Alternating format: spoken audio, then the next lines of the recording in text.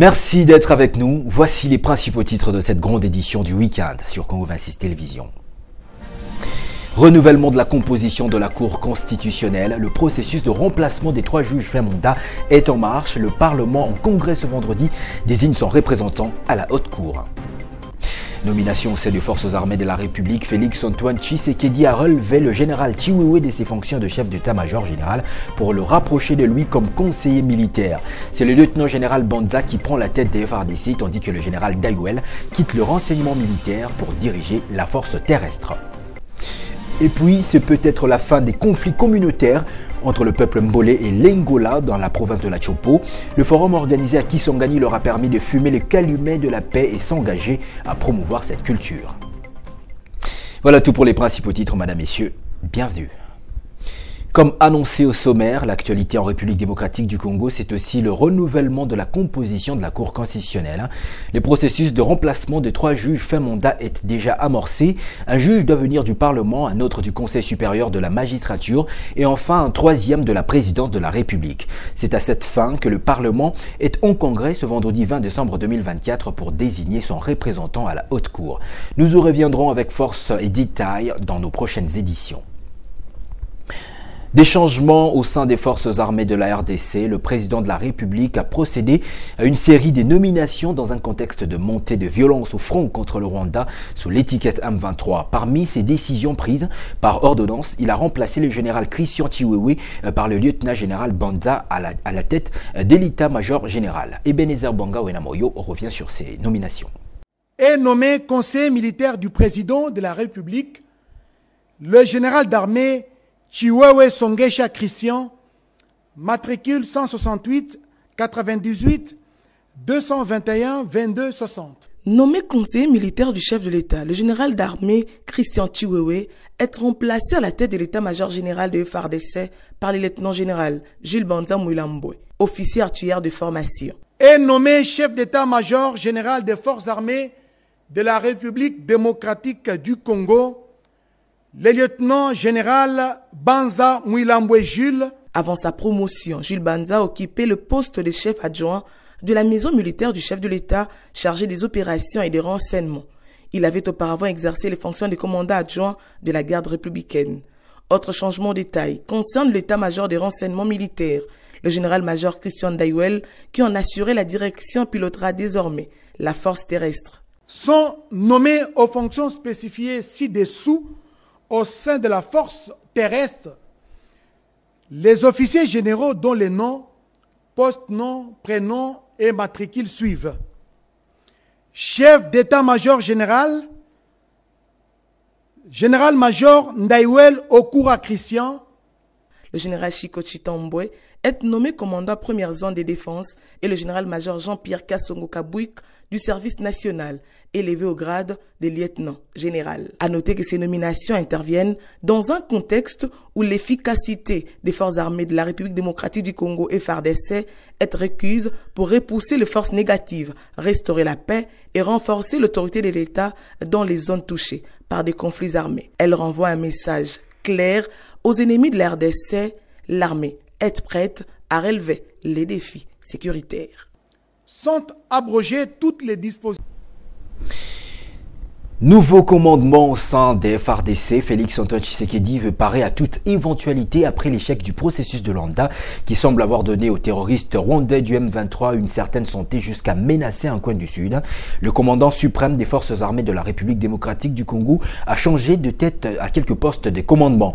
Qu'attendre alors des nouveaux promis? Patrick Lokeni se soumet à cet exercice intellectuel dans ce récit qu'il signe lui-même. Regardez. Ce chambardement qui intervient après des signaux alarmants sur les fronts militaires et diplomatiques en rapport avec la guerre injuste imposée aux Congolais par la coalition terroriste FPR 123 ADF AFC renvoie un message clair aux ennemis de la République démocratique du Congo. Ici, il faut insister sur le fait que l'armée congolaise a toujours été prête à relever les défis sécuritaires. Il suffit d'un coup de pouce pour que l'affaire soit réglée une fois pour toutes. Ces changements stratégiques qui visent à optimiser la coordination opérationnelle marquent aussi la détermination du commandement suprême de FARDC représenté par le chef de l'État, Félix-Antoine Tshisekedi, à défendre l'intégrité territoriale mise à rude preuve par des agresseurs pour de divers motifs, notamment le pillage des ressources minières du Kivu, Katanga, Ituri et des velléités expansionnistes. Il est question, au-delà de tout, de protéger les populations civiles. Faut-il souligner que la logique de renforcement des capacités militaires et des rationalisations doit rester sur les motifs inamovibles dans la haute hiérarchie du pays. Tenir surtout compte des exigences opérationnelles face à l'agression rwandaise dans l'est de la RDC. En bref, plus de 4000 personnes ont fui leur village depuis quelques semaines à la suite des incursions de miliciens Bakata Katanga en territoire de Moba dans la province du Tanganyika. Selon les sources locales, ces personnes qui ont trouvé refuge dans le groupement Kamena, chefferie de Ngani à 180 km de Moba Centre, vivent dans la précarité. Ces déplacés disent manquer des soins de santé, de la nourriture et des abris dans cette période pluvieuse. Ils plaident pour une assistance humanitaire urgente du gouvernement provincial et de ses partenaires. Le chef du groupement Kamena confirme avoir reçu plusieurs déplacés en provenance d'une dizaine de villages fuyant des exactions des miliciens.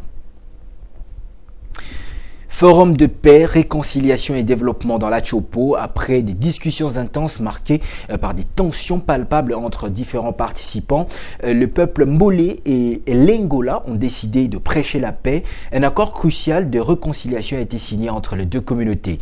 Ceci marque un pas décisif du retour de la paix dans cette partie du pays. Regardez.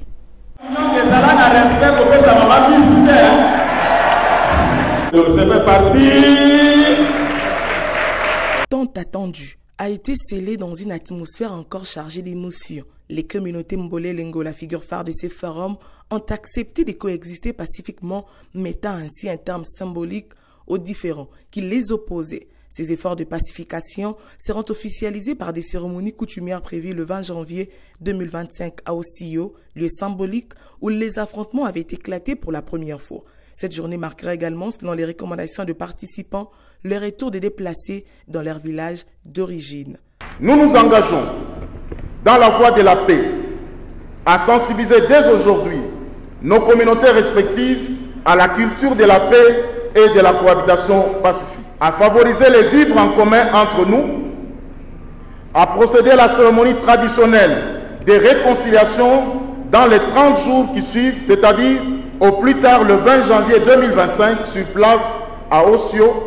Avant la fin des travaux, un pacte d'engagement a été signé, un geste qui symbolise la volonté de deux communautés de tourner la page du conflit et de construire un avenir commun. Ce forum qui incarne l'espoir d'une stabilité retrouvée a été riche en propositions.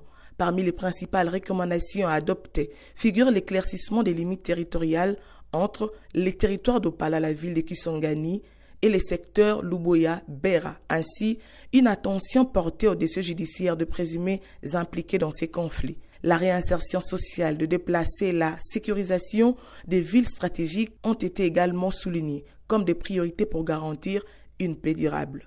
Le gouvernement de la République, à travers ses services, ne va plus tolérer la survenance de ce genre de conflit et met en garde les contrevenants éventuels qui subiront la rigueur de la loi.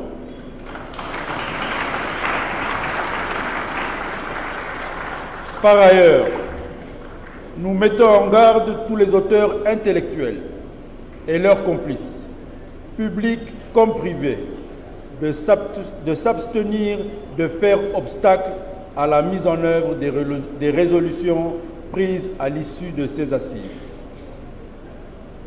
Le gouvernement mettra en place, avec le concours des filles et fils de la Chopo, un mécanisme de dénonciation systématique afin de mettre hors d'état de nuire tout contrevenant tireur de ficelles.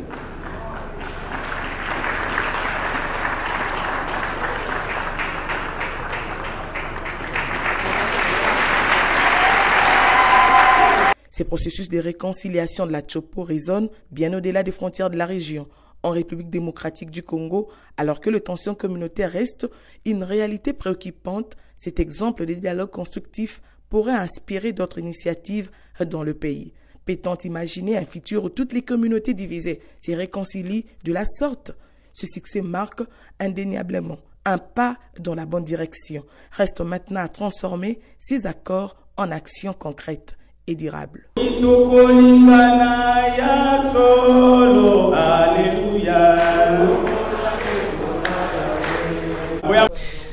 Déclenché depuis mercredi 11 décembre dernier, le personnel médical du Centre de médecine mixte et d'anémie SS-CMMSS, communément appelé Mabanga, poursuit sa grève. Les enfants anémiques suivis à Kinshasa sont en danger, faute de prise en charge. Ils protestent contre le non-respect des engagements par le gouvernement concernant le paiement de leurs droits, alors que cet hôpital est l'un des départements de l'Institut de recherche en sciences de santé. Rebecca Kalonda et Steve Bonimé-Bonzambo sont sur le dossier. Même ambiance et timidité, le bureau fermé à clé sans réception de malades. Le centre de médecine mixte et d'anémique SS, connu sous le nom de l'hôpital Mabanga, dans la municipalité de Kalamu au quartier Yolo Sud, poursuit sa grève déclenchée depuis mercredi 11 décembre. Depuis plus d'une semaine maintenant, le médecin et infirmier de cet hôpital ont durci le temps suite à l'indifférence totale des décideurs, alors qu'ils relèvent de la recherche scientifique. Leur formation hospitalière étant l'un des départements de l'Institut de recherche en sciences de la santé. Ils réclament le respect des engagements par les gouverneurs de la République, jusqu'ici insensibles. Nous sommes en train de répondre aux ordres de nos syndicalistes qui ont été pour parler avec le gouvernement à Bibois à plusieurs reprises. Il y a eu ce que le gouvernement nous a promis, des primes, plusieurs primes promises. Malheureusement, il y a des promesses qui se font, mais ces promesses ne sont pas concrétisées. Et depuis lors, on nous a dit que le dernier trimestre, l'été 4 ici, toutes ces promesses devraient être réalisées. Curieusement, on apprend que rien n'est fait. Oh non, le gouvernement n'a pas d'argent. Pas question d'élever la grève, sans la réaction positive du gouvernement. Tel est le credo d'ordre du syndicat. Bon, il y a des gens dont le grade, il est déjà un grade de directeur, mais on continue à les payer au grade attaché de premier degré. Quand est-ce que le gouvernement va régulariser cette situation? Entre autres, je ne décide que ça, mais il y a tout un chapelet. Le centre de médecine mixte et d'anémique SS ou l'hôpital Mabanga est spécialisé en assistance des personnes anémiques. Plus d'une semaine de grève de médecins et des infirmiers est un véritable danger pour les malades, dont le cas exige une assistance d'urgence, que le gouvernement souminois réagisse avec diligence aux revendications de ses personnels de santé. Il va de la vie de Congolais en situation de santé délicate. Le comité provincial de la coordination Une Santé du Sud Kivu invite la population à plus de responsabilités pour préserver la santé étroitement liée à celle des animaux et celle de l'environnement. Appel lancé à l'occasion de la célébration de la journée internationale Une Santé à Bukavu le 18 décembre 2024. Détail avec Alain Magourou sur place.